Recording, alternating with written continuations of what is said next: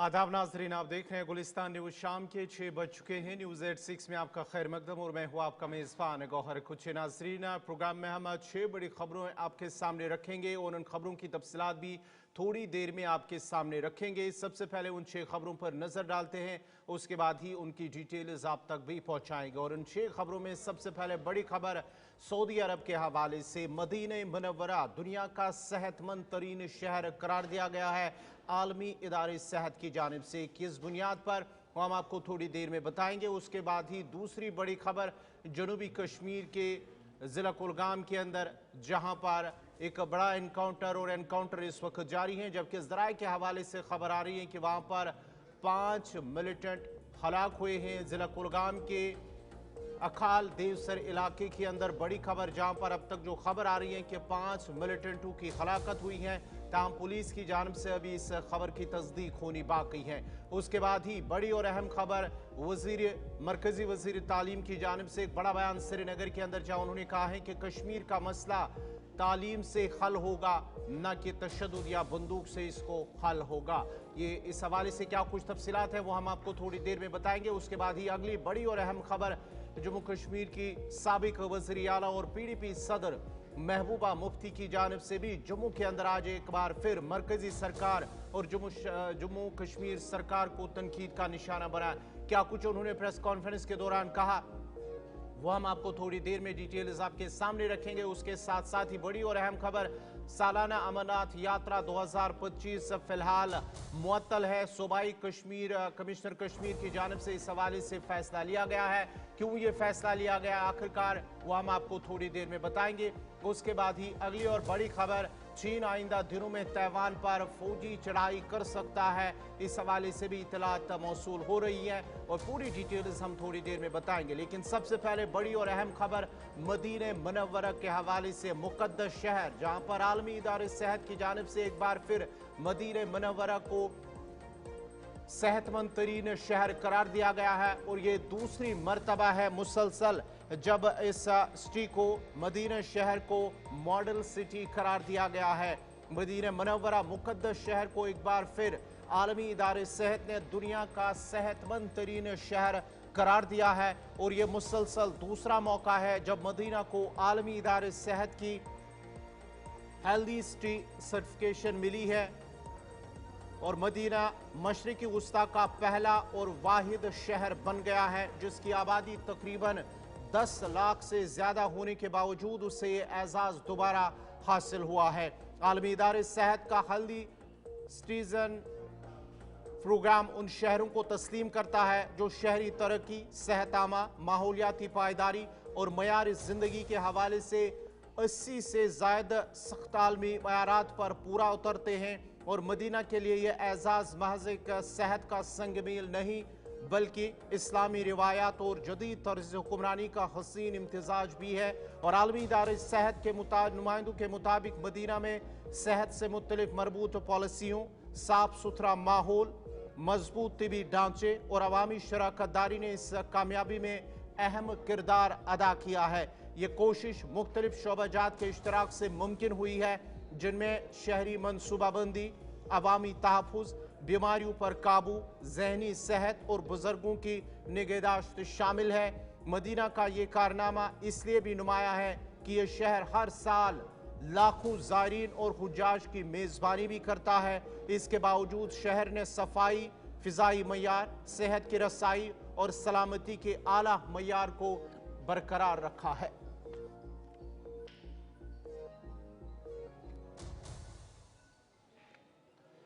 बढ़ते आगे बात अब जनूबी कश्मीर के कुलगाम की करते हैं, जहां पर एनकाउंटर इस वक्त भी ऑपरेशन जारी है और कल रात ये ऑपरेशन शुरू हुआ है और अब तक की इतलात के मुताबिक 5 मिलिटेंटों की हलाकत हुई। आपको नाजरीन बताते चले कि जिला कुलगाम के अखाल देवसर इलाके के अंदर फोर्सेज और मिलिटेंटों के दरमियान झड़प में अब तक 5 मिलिटेंटों के हलाक होने की इतलात मौसूल हो रही है। सुबह जब एनकाउंटर दोबारा से शुरू हुआ, जब ऑपरेशन कल रात ये शुरू हुआ असल में, लेकिन अंधेरे की वजह से उस ऑपरेशन को मुअत्तल किया गया था और आज अल सुबह ही दोबारा ऑपरेशन शुरू हुआ तो वहां पर इब्तिदाई गोलियों के तबादले में एक मकामी मिलिटेंट जिसकी शिनाख्त राजपुरा पुलवामा के रहने वाले हारिस नजीर भट्ट के बतौर हुई है और उसके बाद ही दोबारा से गोलियों का तबादला शुरू हुआ और गोलियों के तबादले के दौरान ही ये खबर आई कि मजीद 2 मिलिटेंटों की हलाकत हुई है। लेकिन उसके बाद ही बाद दोपहर दोबारा से गोलियों का तबादला शुरू हुआ और उसके साथ साथ ही मजीद 2 मिलिटेंटों की हलाकत की इतलात मौसूल हुई है, जिसके साथ ही अब मिलिटेंटों के मारे जाने की इतलात यानी कि तादाद जो है वो 5 तक पहुंच गई है और इन गोलियों के तबादले में एक फौजी एहलकार के जख्मी होने की भी इतलात मौसूल हुई है। ताहम इस हवाले से पुलिस की तस्दीक होनी अभी बाकी है। ये जराये के हवाले से खबर है उन 5 मिलिटेंटों में से एक की शिनाख्त हुई है, 4 मिलिटेंटों की शिनाख्त होनी अभी बाकी है। ये जराये के हवाले से हम कह रहे हैं आपको, लेकिन एक मिलिटेंट जिसकी शिनाख्त हुई है पुलिस ने भी उसकी तस्दीक की है। वो मकामी मिलिटेंट है, राजपुरा पुलवामा का रहने वाला, लेकिन इलाके के अंदर अभी भी ऑपरेशन चल रहा है। फौज, पुलिस और सीआरपीएफ का ये मुश्तरका ऑपरेशन है। डीआईजी जनूबी कश्मीर भी जाए मौके पर पहुंचे हैं और वहां उस पूरे इलाके को, ये रिहायशी इलाके से थोड़ी दूरी पर ये इलाका अखाल देवसर का इलाका है जहां पर ये फोर्सेस और मिलिटेंटों के दरमियान गोलियों का तबादला कल रात शुरू हुआ था। बड़ी और अहम खबर जनूबी कश्मीर के अखाल देवसर कुलगाम के अंदर जहां पर फोर्सेस और मिलिटेंटों के दरमियान झड़प में अब तक 5 मिलिटेंटों के मारे जाने की खबर है और अभी भी इलाके में कुछ मिलिटेंटों की मौजूदगी की इतला मिली है फोर्सेस को, जिसके बाद ही वहां पर फोर्सेस मजीद फोर्सेस को तलब कर लिया गया है। तफसीलात के लिए फोन लाइन पर इस वक्त कुलगाम से हमारे साथ हमीद भट्ट हैं। हमीद, जरा अपडेट कीजिएगा, क्या कुछ तफसीलात है? यही बताया जा रहा है कि जहाँ पे 5 की अभी तस्दीक तो नहीं हुई है, मगर 5 मिलिटेंट मारे गए इस इनकाउंटर के बीच में। अभी पूरी तरह से वो किसी भी ऑप्शन ने इसकी कंफर्मेशन अगर नहीं दी है, मगर लोकल सोर्स से पता चला है कि 5 अभी तक न्यूट्रलाइज किए गए हैं और मजीद इस वक्त भी फायरिंग चालू है। अखाल के जंगलात को वैसी पैमाने पर कार्डन किया गया। ये पहला ऐसा इनकाउंटर है साउथ कश्मीर का जहाँ पे साउथ कश्मीर से कई सारे डिस्ट्रिक्ट से आर्मी या सीआरपीएफ या पुलिस या एसटीएफ को बुलाया गया है इस कार्य को कामयाब करने के लिए। अभी पूरी तरह से जंगलात में वहाँ पे लाइट्स इंस्टॉल किए गए हैं। अभी हो सकता है कि इसमें बहुत देर लग सकती है, जहाँ पे कई सोर्सेज बता रहे हैं कि अभी भी कई सारे मिलिटेंट जो है इस जंगल में छिपे बैठे हैं, जहाँ पे अभी इस इनकाउंटर को बहुत टाइम लग सकता है। यहाँ पे अगर देखा जाए तो पुलिस के काफी सारी ऑप्शंस भी इस इनकाउंटर साइट पे हमीद, ये भी इतलात आ रही है कि वहां पर फोर्सेज एहलकार के जख्मी होने की भी इतलात मौसूल हुई है और दूसरी ये कि वहां पर मजीद मिलिटेंट मौजूद है। इस हवाले से क्या कुछ तफसीलात हैं आपके पास? अभी एक की हमारे पास इतना आई है कि एक जो आर्मी का जवान है वो इसमें जख्मी हुआ है, मगर ऑफिशियली अभी कंफर्म ये नहीं हुआ है क्योंकि वहाँ पे पुलिस के सारे जो बड़े बड़े ऑफिसर या आर्मी के बड़े बड़े अफसरान जो है वो इस वक्त इनकाउंटर साइट पे मौजूद है पूरी तरह से, और गाँव का पूरी तरह से घेराव किया हुआ है। जो भी आसपास के गाँव है उनमें भी पूरी तरह से रिस्ट्रिक्शन देखने को मिली है। जो भी वहाँ पे जो रास्ते या एंट्री या एग्जिट पॉइंट थे उन्हें पूरी तरह से सील कर दिया गया है। किसी को भी अंदर या बाहर आने की इजाजत नहीं दी जा रही है। जहाँ पे भी कोई अगर मेडिकल परेशानी हो तो ये ऐलान कर दिया गया है कि उस सूरत में उसको मदद वहीं पे मिल जाएगी या उसे हॉस्पिटल तक पहुंचाने में फौज खुद मदद करेगी, मगर किसी भी सिविल को घर से बाहर निकलने की इजाजत नहीं है। जी बहुत बहुत शुक्रिया पूरी तफसलात फराम करने के लिए। अखाल देवसर से गुलिस्तान न्यूज़ नुमाइंदा हमीद भट्ट तफसलात फराम कर रहे थे कि इलाके के अंदर अभी भी ऑपरेशन जारी है। वहाँ पर वक्फे से गोलियों का तबादला भी अभी तक जारी है और इलाके में मजीद मिलिटेंट मौजूद है। इस तरह की इतलात पुलिस को मिली है जिसको लेकर ये ऑपरेशन चलाया जा रहा है और वहाँ पर मजीद फोर्सेस को तैनात कर दिया गया है। अभी तक 5 मिलिटेंटों की हलाकत हुई है, लेकिन पुलिस की जानिब से इसकी अभी तस्दीक होनी बाकी है, जबकि एक फौजी एहलकार भी इस गोलियों के तबादले में जख्मी हुआ है।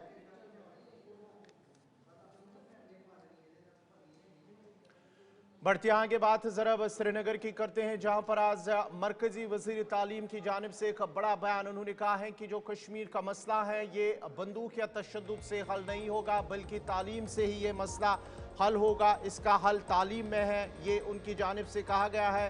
मरकजी वजीर धर्मेंद्र प्रधान की जानिब से SKICC श्रीनगर के अंदर जब एक चिनार बुक फेस्टिवल का आज उसका आगाज़ बाज़ाब्ता तौर पर हुआ है, तो उसके साथ साथ ही एक तकरीब के दौरान खिताब करते हुए मरकजी वज़ीर तालीम धर्मेंद्र प्रधान की जानिब से कहा गया है कि कश्मीर का हल तालीम में है, न कि तशद्दुद में है। उन्होंने कहा है कि कश्मीर एक तालीम याफ्ता माशरा है, बंदूक इसका हल नहीं है और इसका मुस्तकबिल बनाएंगे। उनकी जानिब से कहा गया है कि दफ़ा 370 की मनसूखी के बाद जम्मू कश्मीर में जमहूरियत बहाल हुई है। उन्होंने कहा है कि गरीब और पसमानदा तबकात अब जम्मू कश्मीर में मरकजी स्कीमों से इस्तिफादा हासिल कर रहे हैं। और साथ ही साथ उन्होंने मजीद कहा कि बरसों के वक्फे के बाद जम्मू कश्मीर में निचली सतह की जमहूरियत बहाल हुई है।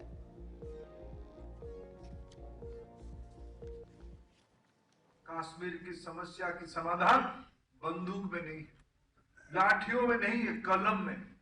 कश्मीर समाज एक पढ़ने लिखने वाला समाज है। जम्मू की वीरता एक बड़ी विरासत है। क्या मित्रों, पहली बार जम्मू कश्मीर अनेक चीज पहली बार हो रहा है। अनेक सालों के बाद जम्मू कश्मीर में प्रजातांत्रिक प्रक्रिया बहाल हुई है।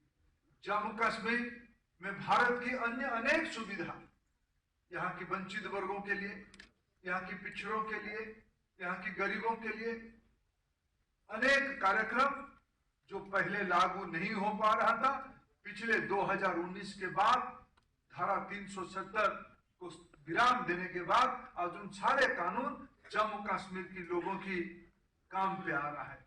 ये सांस्कृतिक विरासत जहां दर्शन, आस्था, आध्यात्मिकता की भरपूर है, उस भरपूर तत्व को देश भर में ले जाने की आज प्रयास किया जा रहा है। मित्रों, आज कश्मीर की नई परिचय हो रही है, जम्मू की नई परिचय हो रही है। यहाँ IIM खोलाया गया, यहाँ IITs खोली गई, यहाँ NIT को अपग्रेडेशन किया जा रहा है, यहाँ सेंट्रल यूनिवर्सिटी की कैंपस तेजी से आगे बढ़ रहा है। यहाँ की जो राज्य की यूनिवर्सिटियां हैं उनके साथ मिल बैठ के भारत सरकार की संस्था उसको आगे कैसे लाया जाएगा, इसकी योजना। अब जरा बात PDP सदर महबूबा मुफ्ती की करते हैं, जिन्होंने आज जम्मू के अंदर एक प्रेस कॉन्फ्रेंस के दौरान एक बार फिर पाकिस्तान के साथ मुज़ाकरात बातचीत की वकालत की। उन्होंने कहा है कि अगर चीन के साथ बातचीत हो सकती है तो पाकिस्तान के साथ बातचीत क्यों नहीं हो सकती। उन्होंने साथ ही कहा कि अगर भारत और पाकिस्तान के दरमियान जंग होती है तो इसका सबसे ज्यादा नुकसान जम्मू कश्मीर के लोगों को उठाना पड़ रहा है। माली और जानी नुकसान, खासतौर पर जो सरहदी इलाके हैं वहां पर सबसे ज्यादा नुकसान उठाना पड़ रहा है। जो हाल ही में भारत और पाकिस्तान के दरमियान कशीदगी हुई है, इस दौरान जानी और माली नुकसान सरहदी जिला पूंछ और उसके साथ साथ ही उड़ी कुपवारा के अंदर भी हुआ है। और उन्होंने कहा है कि अगर जंगबंदी की बात कोई करता है, जंग के खिलाफ बात करता है तो उसे मुल्क मुखालिफ करार दिया जाता है। जम्मू कश्मीर सरकार पर भी उन्होंने नुक्ताचीनी करते हुए कहा है कि जम्मू कश्मीर की सरकार खास तौर पर नेशनल कॉन्फ्रेंस ने जहां इंतखाबात से पहले अवाम से वादे किए, लेकिन जब इक़्तिदार में आए तो गुज़िश्ता 10 महीने, अब तक जो 10 महीने हुए हैं, 10 महीने के दौरान जो वादे उन्होंने किए हैं एक भी वादा अभी तक पूरा नहीं हुआ है और जम्मू कश्मीर के लोग मुश्किलात से दो चार है। यहाँ जम्मू कश्मीर जो पिंजरे में बंद किया गया है उसको खोल दिया जाए। आपने तो खोल दिया, किसके लिए खोला? किसके लिए खोला? आज जितने भी क्राइम है जम्मू में पिछले 6 साल से आसमान को छू रहे हैं, क्योंकि जितने भी क्रिमिनल्स हैं वो आ रहे हैं। आपकी रोजी रोटी में यहाँ डाका डाला जा रहे हैं। ठेकेदार बाहर से, जम्मू के लोगों को मुंशी का काम करना पड़ता है। माइंस उनके हाथ में, ठेकेदारी उनके हाथ में, नौकरियां उनके हाथ में। अगर आप देखें कि कोई जो गरीब बच्चा पढ़ लिख के उसको नहीं मिलती है नौकरी, बाहर से कोई आ गया उसको भी मिलती है, उसी को मिलनी है। तो अगर देखा जाए हर हिसाब से जम्मू कश्मीर और पीछे हो गया। रास्ते खोलने की जरूरत है। हमारे यहाँ बिजली का वादा किया गया था, बिजली मुफ्त देके। अब मैंने देखा जम्मू में गर्मी में क्या हाल हो रहा है, बिजली की फीस कितनी ज्यादा हो रही है, बेरोजगारी कितनी है, ड्रग एडिक्शन कितनी है। अब तो पहले कश्मीर में तो मारते ही थे, पर यहाँ भी आप ड्रग के नाम पे लोगों को मारा जाता है। भी हमारा एक हिंदू बच्चा उसको बड़ा गरीब है, मुझे नहीं मालूम था उसका ड्रग के साथ कोई लेना देना था, मगर गोली मारना तो कोई उनको एनडीए वालों को इससे पहले कि आप कोई और बर्बादी करने के बारे में सोच रहे हो, क्योंकि आज उनको ये एहसास हो गया है कि कश्मीर में 6 साल सख्ती करने के बावजूद, लोगों को जेलों में डालने के बावजूद, कश्मीर न सिर्फ जू का तू है बल्कि इंटरनेशनल लेवल पे। हम तो चाहते थे पहलगाम की दहशतगर्दी इंटरनेशनलाइज हो जाए, मगर उसकी बात किसी ने नहीं की। कश्मीर की बात हुई, सीज फायर की बात हुई, पाकिस्तान की बात हो रही कि पाकिस्तान ने क्या किया जंग में, कितने जहाज गिराए, क्या ये इंटरनेशनली बात चल रही है।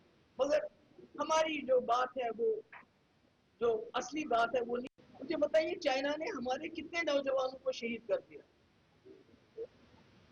कैसे शहीद किया, आप वो डिस्क्राइब कर सकते हैं?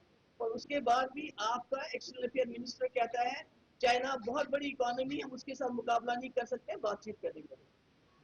वो जो लोग शहीद हुए वो हमारे शहीद हुए, पाकिस्तान के तो नहीं हुए। नुकसान तो हमारा हो रहा है ना।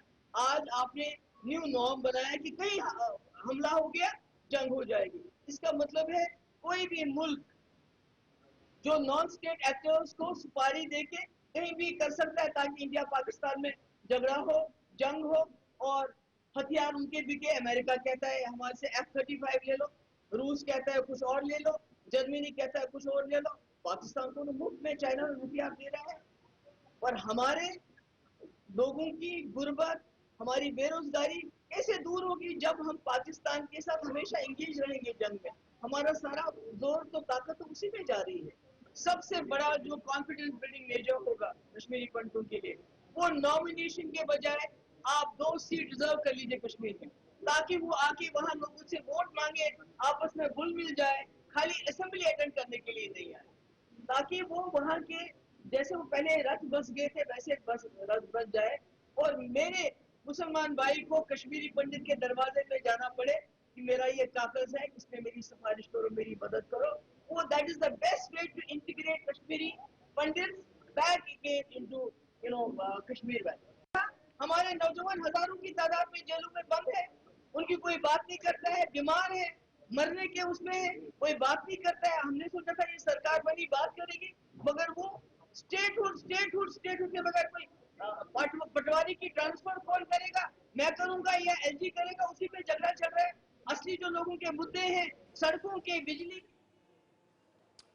अब जरा बात अमरनाथ यात्रा की करते हैं। फिलहाल अमरनाथ यात्रा 2025 को मुअत्तल कर दिया गया है। सूबाई कमिश्नर कश्मीर की जानिब से इसका फैसला लिया गया है, और फैसला इसलिए लिया गया है क्योंकि जम्मू कश्मीर के अंदर खासकर वहाँ इलाके के अंदर जो मौसमी सूरत हाल है उसके पेश नज़र ये फैसला लिया गया है। एहतियाती तौर पर जो मुसलसल बारिशें हुई और बारिशों की वजह से जो ट्रैक हैं, गुफा की तरफ जाने वाले जो रास्ते हैं उसमें खराबी आई है, और वहाँ जो चलने वाले लोग हैं वो काबिल आमद रफ्त नहीं रही हैं, जिसकी वजह से अब इंतज़ामिया की जानिब से फैसला लिया गया है कि फ़िलहाल यात्रा 2025 मुअत्तल है, और बालतल पहलगाम रास्ते पर मरम्मत का जो काम है वो लगातार जारी है, वो शुरू कर दिया गया है। डिविजनल कमिश्नर कश्मीर विजय कुमार भिदूरी ने सरकारी तौर पर इसका ऐलान किया है और कहा कि हालिया शदीद बारिशों की वजह से बालताल और पहलगाम रास्तों पर अहम मरम्मती और देख रेख का काम जारी है, जो कि ट्रैक्स पर लोगों और मशीनरी को तैनात किया जा रहा है। इसकी वजह से फ़िलहाल आर्जी तौर पर यह मुअत्तल कर दिया गया है, और अगर जो रास्ते हैं वो काबिल आमद रफ्त बनाए गए हैं वक्त पर, तो यात्रा को दोबारा बहाल किया जा सकता है। लेकिन वहाँ पर फ़िलहाल मशीनरी से यात्रा जो रूट्स हैं उन्हें काबिल आमद रफ्त बनाया जा रहा है। और इंतज़ामिया की जानिब से जो कहा गया है कि अब तक तकरीबन 4,10,000 से ज़्यादा यात्रियों ने अमरनाथ की जो मुकद्दस गुफा है उसका दर्शन किया है। और अमरनाथ यात्रा आपको बताते चले कि हिंदू मजहब की सबसे अहम यात्राओं में शुमार की जाती हैं, जिसमें मुल्क और बैरून मुल्क से अकीदतमंद पैदल सफ़र तय करके भगवान शिव के दर्शन के लिए आते हैं। और इंतज़ामिया ने कहा कि पिछले कुछ दिनों से जारी बारिशों की वजह से रास्ते में फिसलन पैदा हुई है और कई मकामात पर ट्रैक्स बह गए हैं या नाकाबिल इस्तेमाल हो गए हैं और हादसात से बचाव के लिए मरम्मती का काम जारी है, मगर मुकम्मल बहाली में कई दिन भी लग सकते हैं। इसलिए फिलहाल इस यात्रा को मुअत्तल कर दिया गया है। ताहम सिक्योरिटी फोर्सेज और सिविल इंतजामिया ने जो यात्रा रास्ते हैं वहां पर गश्त और निगरानी मजीद सख्त कर दी है ताकि मुअत्तली के दौरान कोई गैर मजाज नक्ल हरकत ना हो और रास्ते में मौजूद यात्रियों को बेस कैंप्स तक बहिफाजत पहुंचाया जा रहा है। और साथ ही साथ जो श्राइन बोर्ड की जानिब से यकीन दहानी कराई गई है कि मौसम और ट्रैक की सूरत हाल का मुसलसल जायजा लिया जाएगा और यात्रा को दोबारा शुरू करने का फैसला मुकम्मल जांच पड़ताल और यात्रियों की हिफाजत को मद्देनजर रखते हुए लिया जाएगा।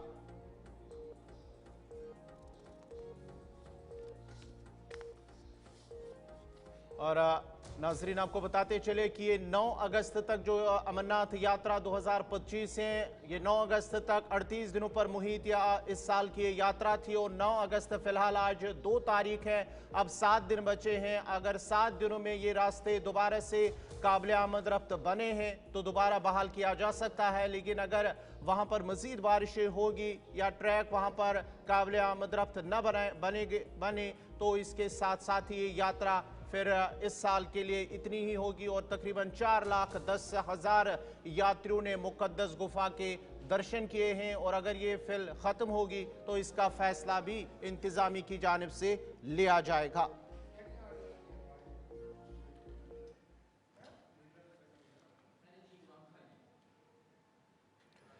बढ़ते आगे बाद जरा बस श्रीनगर की करते हैं, जहां पर आज से बाज़ाब्ता तौर पर 10 अगस्त तक बुक फेस्टिवल का इनिकाद किया गया है। चिनार बुक फेस्टिवल का इनिकाद आज बाज़ाब्ता तौर पर इसकी शुरुआत हुई है और इफ्तिताह मरकजी वज़ीर तालीम की जानिब से किया गया है और इस मौके पर LG मनोज सिन्हा भी वहां पर मौजूद थे। इफ्तिताह मरकजी वज़ीर तालीम धर्मेंद्र प्रधान और लेफ्टिनेंट गवर्नर मनोज सिन्हा ने किया है और चिनार बुक फेस्टिवल का मकसद मुताले के कल्चर को फ़रोग देना, कश्मीरी अदब को फ़रोग देना और नौजवानों और बच्चों को अदबी सरगर्मियों की तरफ रागिब करना है। और इस किताबी मेले में मकामी, कौमी और बैनुल-अक़वामी सतह के पब्लिशर्स, मुसन्निफ़ीन, अदीब और तलबा बड़ी तादाद में उन्होंने आज भी पहले दिन ही वहाँ पर मौजूद थे। उन्होंने इस फेस्टिवल में शिरकत की है और इस फेस्टिवल के दौरान मुख्तलिफ अदबी सेशंस, किताबों की रोनुमाई, मुशायरे, बच्चों के लिए सरगर्मियाँ और कल्चरल प्रोग्राम्स का भी इन 10 अगस्त तक किया जाएगा।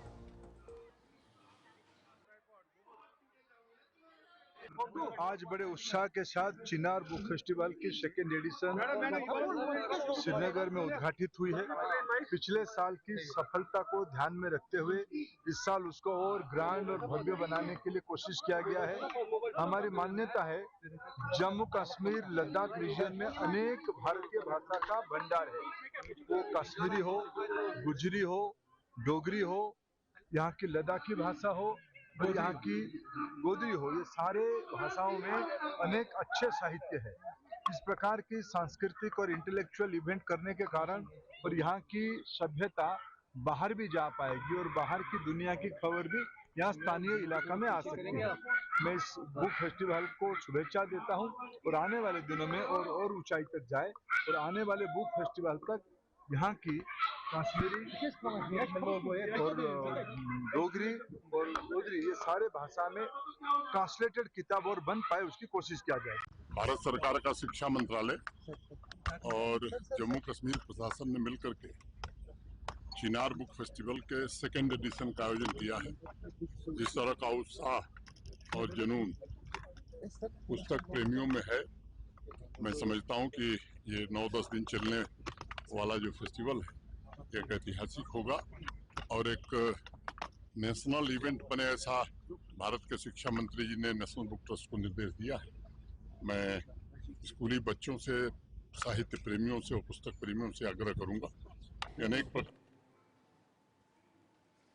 अब बात जरा चीन और तैवान की करते हैं, क्योंकि आइंदा चंद दिनों के दौरान मजीद कशीदगी इन दोनों के दरमियान देखने को मिल सकती हैं, क्योंकि चीन की जानिब से जो फौज है उन्होंने तैवान पर फौजी चढ़ाई वो कर सकता है, और ज़राए के मुताबिक चीन की जानिब से जो चीन की पीपल्स लिबरेशन आर्मी है उन्होंने फौजियाँ सोबे जो कि तैवान के करीब तरीन चीनी इलाका है, बड़े पैमाने पर वहाँ पर फौजी एहलकारों और साजो सामान की तैनाती शुरू कर दी है।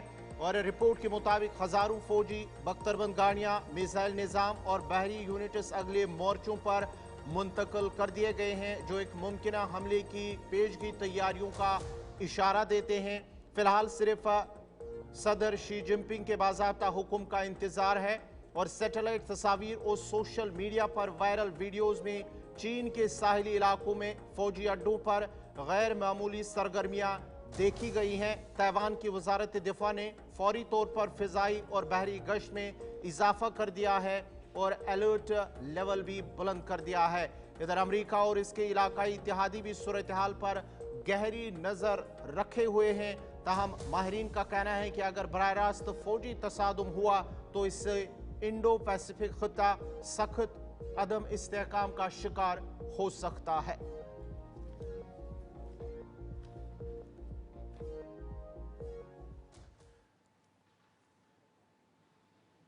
तो नाजरीन, फिलहाल आज के इस प्रोग्राम में मेरे साथ इतना ही। आप गुलिस्तान न्यूज़ देखते रहिए। गुलिस्तान न्यूज़ पर खबरों, तज्ज़िये और तबसरों का सिलसिला जारी रहेगा। मुझे दीजिए इजाज़त। अल्लाह हाफ़िज़।